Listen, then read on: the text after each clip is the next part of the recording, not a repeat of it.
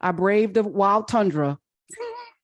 I braved the tundra and I went out and I saw the movie, and I'm probably going to see it again because y'all's cousins interrupted my flow. I missed some things, but I'm gonna give you a little spoiler because it is sparking some controversy, and I don't know why. So there's a scene deep into the movie. The movie is 2 hours and 45 minutes. 2 hours and 45 minutes. It is long, right? So you got to pee before you go, Renee.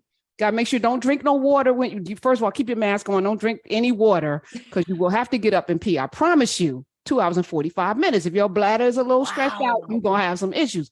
But listen, towards the 2 hour and 40-minute mark, there's a scene because it's like a montage of like memories and things. And there's a scene where one of the characters named Aneka, I think she's the one that's sitting. No, Ayo is sitting like getting her hair braided or something. And Aneka, played by Michaela Coel, kisses her on the forehead. Okay. If the scene is 2 seconds, like you could forget the scene. It's just one of those scenes. This scene is causing China to threaten to not play this movie in China. On what grounds? Now, okay. 2017, the comics, I'm not a comic book head at all. I don't know the comics, but apparently these characters, Ayo and Aneka, are in a relationship. They're both women. Okay. And Aneka, Michaela Coel said she decided to take this part because she knew that her character Aneka was gay. And she said, that sold me on the role. The fact that my characters was queer. She said, I thought I like that. I want to show that to Ghana because she's from Ghana. In recent years, Ghana's human rights violations against LGBTQ, the community, have made headlines. Particularly, they signed a bill last year criminalizing any advocacy of LGBT. And this is in Ghana, really, y'all? Ghana, y'all doing this? Y'all doing this? So China has banned a lot of Marvel movies because of the queer content. And this is Wakanda Forever might also. Internationally, by the way, it's made more than $330 million. So clearly it's not going to stop the rest of the world. But, you know, I'm like really strange. It's strange to me that, and so shout out to John Watson, who sent me the story today. He's one of our unpaid producers, John Watson. This is Friday Live. He's like, "What? Did you see this?" And I was like, "I didn't see it." But the first thing I said to him was, "So wait a minute, who's sitting there saying, oh, they're promoting like it literally, you know, to me, the kiss on the forehead of a child is one of the most precious, you know, when you see a child, you kiss on the forehead or whatever. A kiss on the forehead is very intimate, but it's not sexual. But you can ascertain, I guess, the intimacy from that scene that it was, you know, it wasn't just a passing thing. It was very intimate and loving. There was no tongue, no swabbing of spit, no swapping of spit. There was nothing, no groping. It was a kiss on the forehead, Rene Syler. And I was thinking like, so somebody's sitting there like, there's that gay agenda. But here's my question to everybody. It's like, there's that gay agenda. What are you afraid of? Are you afraid that women are going to sit in the theater and go, wow, that's what I want for my life? As a matter of fact, I think I'm going to explore my sexuality. And that tender kiss on the forehead is something I'm craving. And as a result of that, you, dude, will not be able to find a wife or a girlfriend, or like, are you afraid that this is going to like spark this massive movement? Or it's like, wow, that looked like something I want to do. Like, I don't like, what's the fear? What is the fear? My guess would be the fear of the unknown. And if you're not, you know, grown up around it or don't see it portrayed in movies or television or what have you, perhaps you don't have any friends who are gay or lesbian. But I do think that matter though. Like I see, like, you know what, I see animals do things. I'm not like, oh, I'm curious about, you know, it's like people of all different, somebody's eating something I don't know. I'm like, okay, I'm not interested. That looks disgusting, like gefilte fish. I'm never trying gefilte fish, ever. ever. It's not something that I'm like and I know some of y'all like, that gefilte fish. I cannot wait to get, you know what I'm saying? I am never eating gefilte fish. You understand what I'm saying to you, Renee? Ever. I'm not even tasting I'm with it. you on that. Yeah. So I'm saying it's not your bag. It's not your bag. Like, why do you, I'm not like mad at people who eat gefilte fish. I'm not going to go around and go, hey, and slap the gefilte fish out of their hands, out of their mouths and be like, you are eating gefilte. You're disgusting. I'm not going to do that. I'm just not going to eat it. Do you think that it's a lot of it has to do with, I think this is just my own, kind of whatever, but I feel like, people are resistant to change, period. Let's just start there, right? So we're resistant to change. And then we're resistant to things that, that we perhaps did not come up knowing. And I'm only saying this because it feels like people who don't make a big deal about gay and lesbian people seem to be, to me, more well-adjusted because they do this, what you just said, which is live and let live. I'm not going to have the gefilte fish, but you go right ahead and have it. I'm not going to have that. But so my guess is that there are people who feel like, I kind of put myself in this, is that your folks over there not bothering me. They have as much a right to be married and unhappy as the rest of us. No, I'm kidding. but they have they have that right. It does nothing to my right. So now, that's kind of my. I'm gonna add some stink in the game because that's what I do here. And the number is 866-801-8255. You want to comment? I'm going to jump in the Nubia comments in a second in the chat. So Candace Cameron Bure, Cameron Bure, Fuller House, the actress. Yep. She left the Hallmark Channel to go to an all-Christian network. And this all-Christian network has an edict that's like Hallmark, except there will be no same-sex couples. And I'm okay with that. Now, there's some actress named Hillary Burton Morgan who called her a bigot, right? And so she's Candace Cameron Bure is on this something called the Great American Family Channel, GAC. It's what is called Great American Channel, Great American Family Christian Channel. And she said, I think that the Great American Family will keep traditional marriage at the core. This is what she told the Wall Street Journal for why she's leaving the Hallmark Channel. And I didn't know Hallmark was, because I don't watch the Hallmark Channel. Let me just be honest, that much. I didn't know they had same-sex couples, but whatever. So Hillary Burton Morgan called her a bigot via Twitter. She said, I don't remember Jesus liking hypocrites like Candy, but sure, make your money, honey. You ride that prejudice wave all the way to the bank. And then she tweeted, now they're just openly admitting that they're bigots. I called this SHIT out years ago when Abbott was at Hallmark. Glad they dumped somebody. I don't know. Being LGBTQ is not a trend.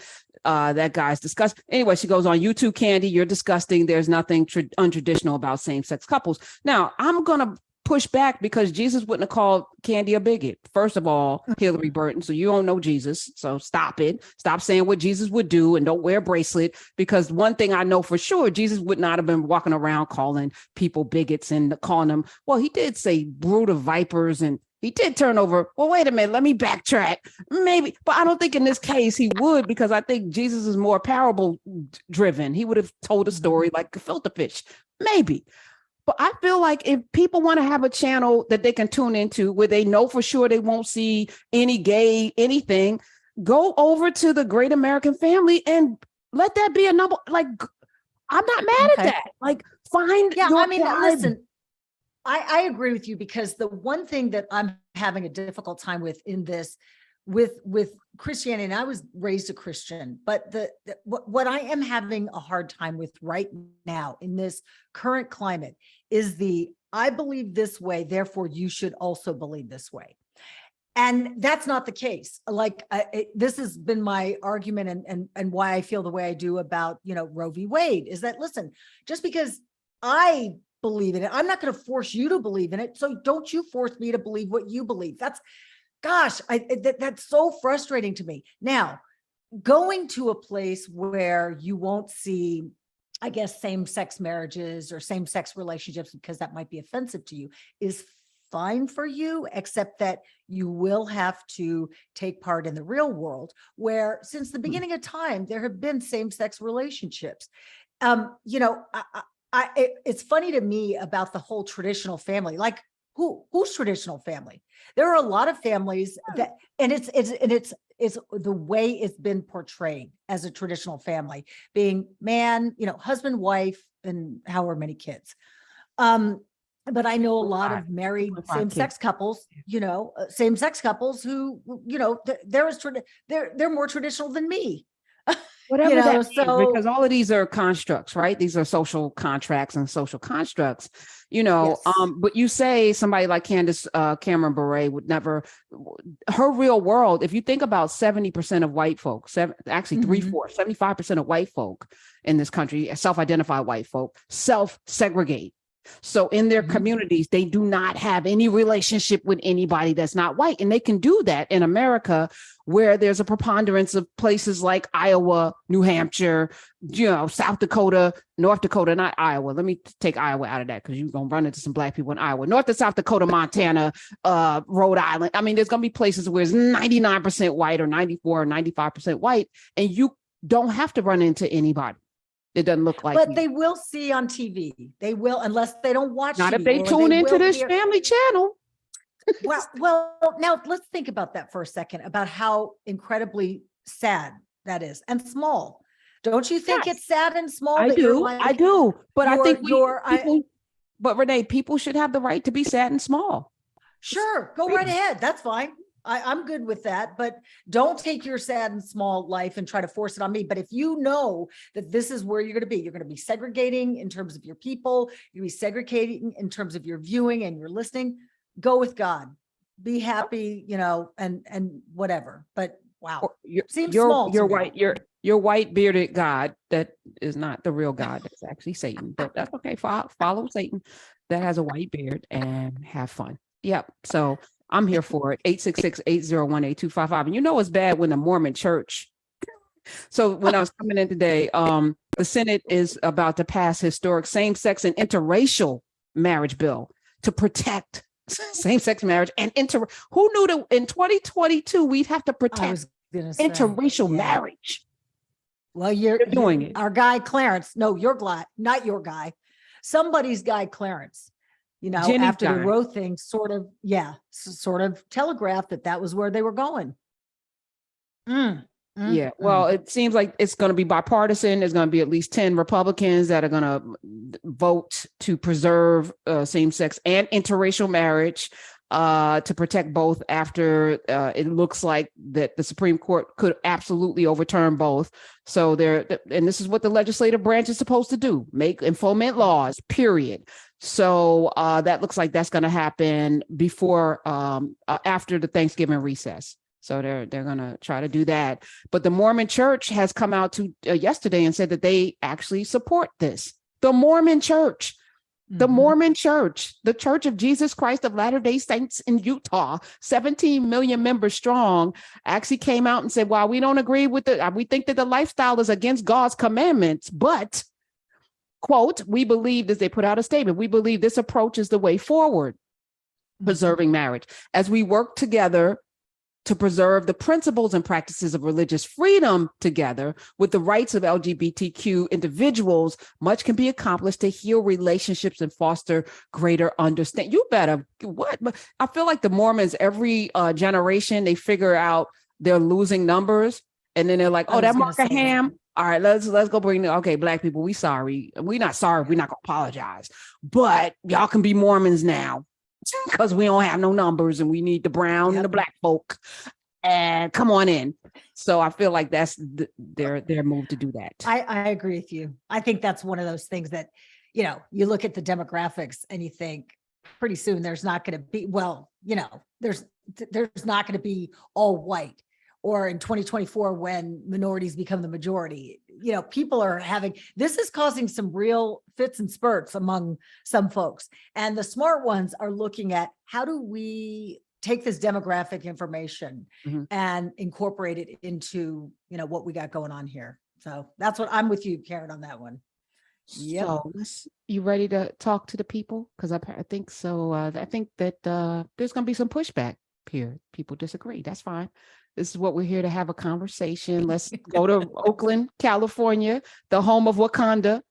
And Ryan Coogler and Robert, welcome to the Karen Hunter Show. You're on with me and Rene Syler. Hi. Hi, Karen and Renee. I'm a big fan of the show, and try to listen to you every day when I'm not too busy working. But I'm going to push back in the sense that my 9-year-old granddaughter asked me about that specific scene. And I told her, you know how Papa, don't let you guys really watch TV because I feel like this is, that I don't mind the lifestyle, whatever. Do you, be who you're going to be. But when I feel like it's being forced on me in my beliefs, because I feel my beliefs should be respected as well. But when it's being like forced on you, so TV commercials, things of that nature, you watch the Thor, you watch some of the Marvel movies, which has the last Thor movie was full of that. All of that, and it's like if I have to explain it to a child, that's where I draw the line. As an adult, I get it. So let me ask you, does your granddaughter, she's 9? Yeah, she's a 9-year-old. Okay. I mean, and the scene to me was a passing scene. It wasn't 2 seconds, but you're saying she honed in on that. And what did she say to you exactly, Robert? She asked me, she was tapping me, and the movie wasn't quite over with yet. At the end of Marvel movies, Right. they have some sort of... they have those extra scenes. Don't say nothing. Don't tell nobody what happened afterwards, but yes. So literally after the movie, she's like, Papa, why did that woman kiss her on the forehead like that? What was that about? And I said, well, baby, that's just what they did. I mean, I didn't say the character was gay or anything like that. I didn't pick that up. But I just told her that that's just, it's the kiss of endearment. And I explained kind of what endearment means. Right. That's a great explanation. So let me ask you this. Are there any same-sex people, any same-sex loving people in your family? Yes, I have a cousin who's gay, and she's welcome. I mean, but the thing is, this is what we do. But you're glossing over that because do you have a conversation with your granddaughter?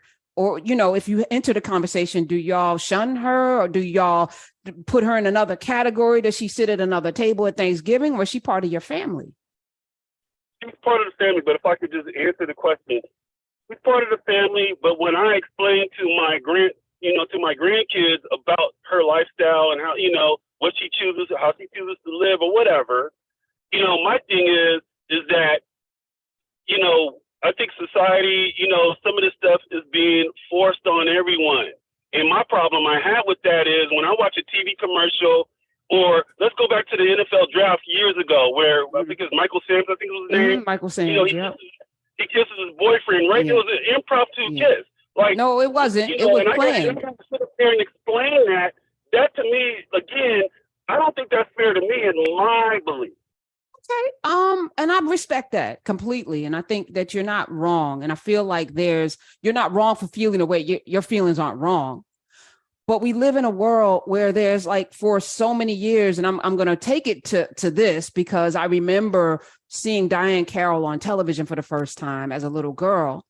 And it was like, oh, and Corey, he's my age. And there's a little black boy on TV. And for the first time, and Julia, like I remember like it was yesterday because it impacted me as a little black girl, never seeing myself. And then it was Get Christy Love. And then it was like, I was like, oh, shoot, we could kick ass. Like it was a thing, right? That maybe I didn't aspire to be an ass kicking detective or a nurse like Julia, but I felt like I was seen for the first time. And Roots, was something else, but it was very, traumatic actually. But Diane Carroll as Julia was seminal. So I imagine there's little kids all over because I don't believe that gay is conditioned. I believe that there are people who are born gay, period. And I think some people also may socialize gay. However people live their lives and however they choose to have sex is none of our business.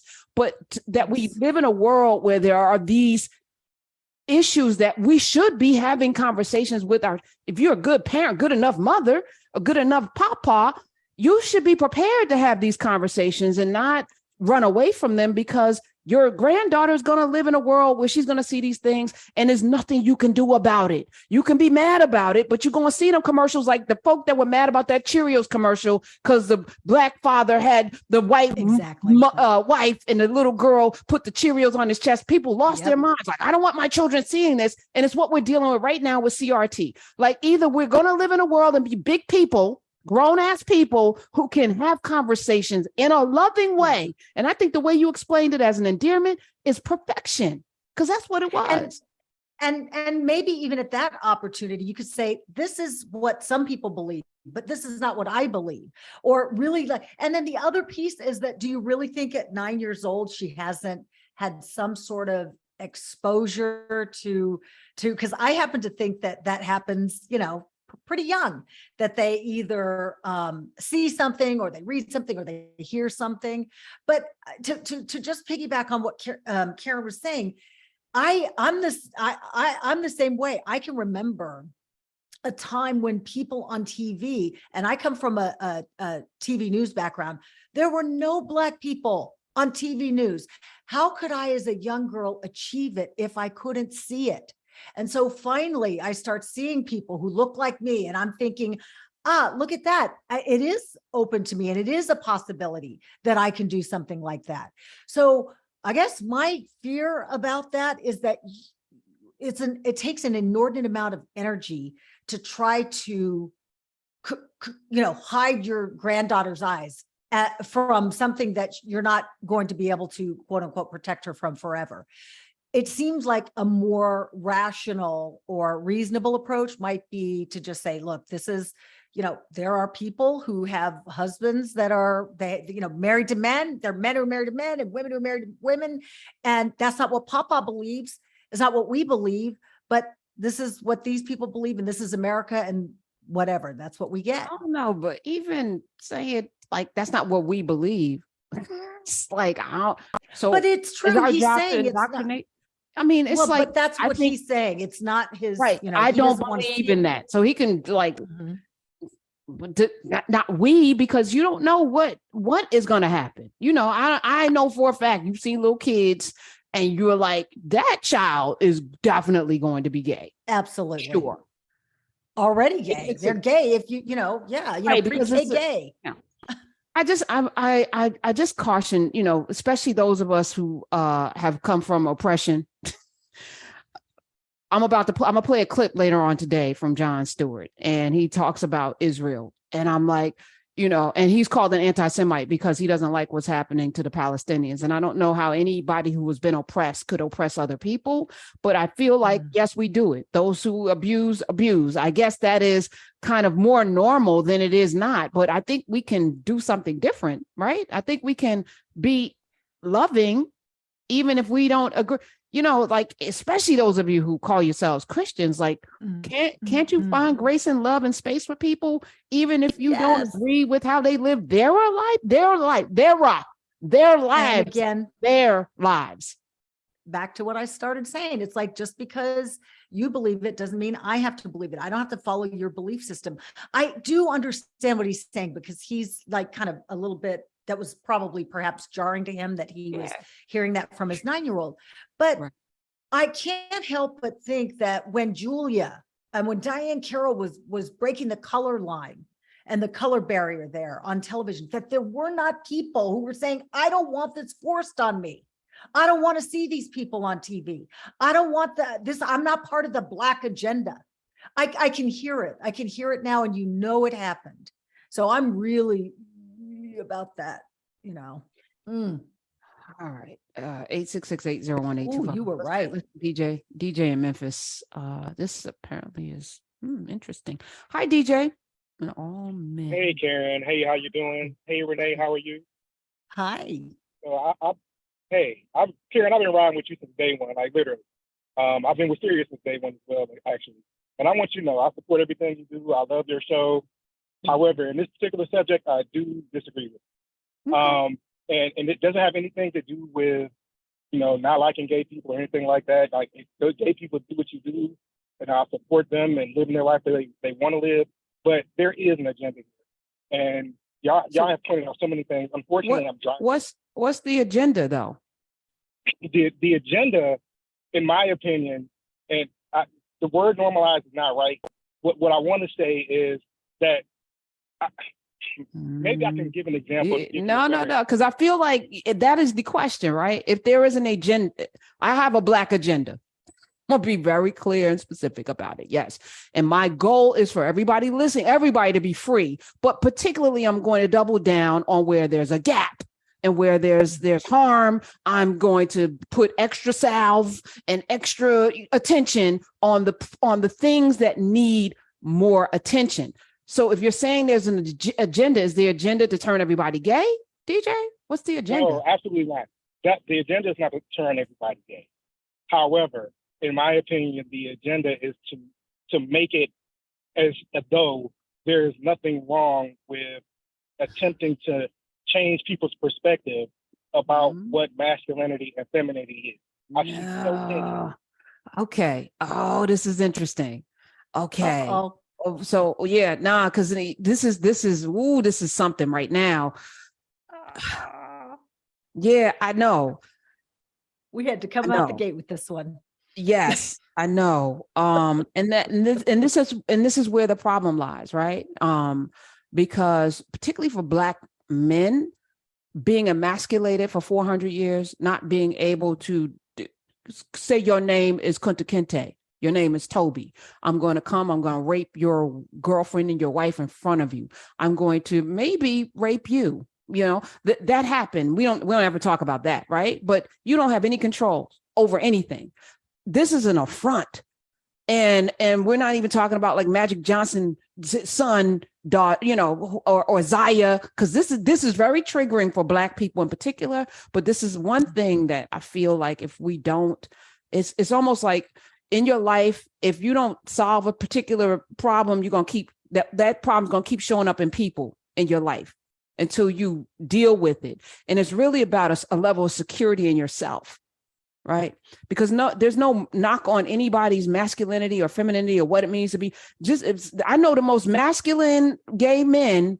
I used to sit next to Jonathan Capehart at the Daily News, and I spent like summers with him out Fire Island, and I would be on the beach where it was really comfortable because nobody was looking at me, which was cool. I could be topless and nobody was looking at me, Renee. But some of y'all friends, free, okay. Yeah.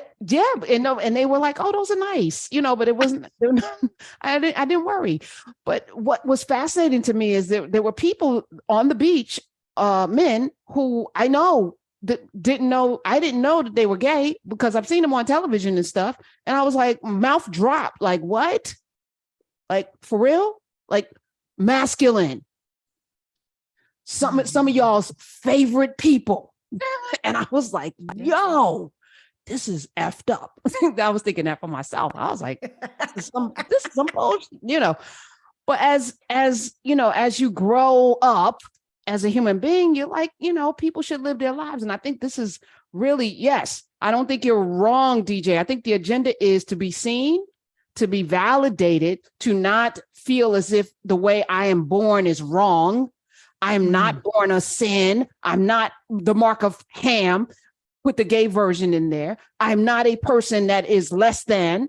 So yes, you're going to be inundated with these images until you get that I'm a person. And that's, I think, is the agenda. I think that's the agenda. I agree. I 100% agree with you, Karen. The other thing, as we start to understand sexuality a little bit, I'm starting to, and have for years, felt like human sexuality is less black and white and more on a continuum, that you have the majority somewhere in the middle, let's say 80% of, whatever, can identify with, whatever, you're somewhere in the middle, but 10% on the left, 10% on the right. So 10% homosexual, 10% heterosexual. I'm just giving these numbers out. I don't know them to be this, but my point being that there's a hardcore group on each side, and that the rest are sort of, I think, more fluid, that perhaps you could involve yourself in a same-sex relationship if you found the right person. So what I'm saying is that you are attracted to a human being and not a body part. That's just, I know right now heads are exploding. I know people are like, oh, that's so crazy and blah, blah, blah. But when you really think about it, like I talk to my own kids and my kids are this way. And I feel like this younger generation really, this whole hardcore sexuality thing it's just not as big a deal to them. They love who they love, period, end of discussion. So. Well, they would say it's the gay agenda made that happen. I just got a text from someone that said maybe that scene resonated with Papa's 9-year-old granddaughter for a reason. He said he didn't even notice, but she did. Maybe she noticed it because she was thinking about it. And you know, and by saying those people are wrong and evil, this person said, I knew I was gay when I was 5. A scene like that would have stood out to me. Yes. Exactly. I don't want to say your name because you didn't give me permission to say your name, the person that texted me. But let's take one more call. That's powerful. They know when they're gay, and they know that from early on. David and her, and it has nothing to do with masculinity and femininity. I think a lot of that's socialization. Ooh, girl, and all that snapping and popping. That's socialization. But sexuality? Wait, no, David. You're never saying that he said that it's masculinity. It's a assault on masculinity. It's not. David in Harlem, New York, Harlem, USA is what it is. Hey, David. Hey, but that was me at age 5, actually. 1, 2. I'm appalled at Grandpa basically saying that impromptu kiss on the forehead disturbed him. I mean, ultimately. I had to look at heterosexuals my entire life doing impromptu things like walking down the street, holding hands, kissing whenever they wanted to. I pay taxes just like he does. So why can't there be an impromptu kiss that's as if it's not normal? It's normal. Get over it. I'm over it. I agree. I'm with you 100%. I agree. Yep. I feel why is it so, I don't understand why it's so troubling to people. And I spent a lot of time in New York, and prior to that, I was in Dallas, the buckle of the Bible Belt. But I guess I have bigger fish to fry rather than how someone chooses to love. That's not my cross to bear. Because it doesn't strike at the core of who you are.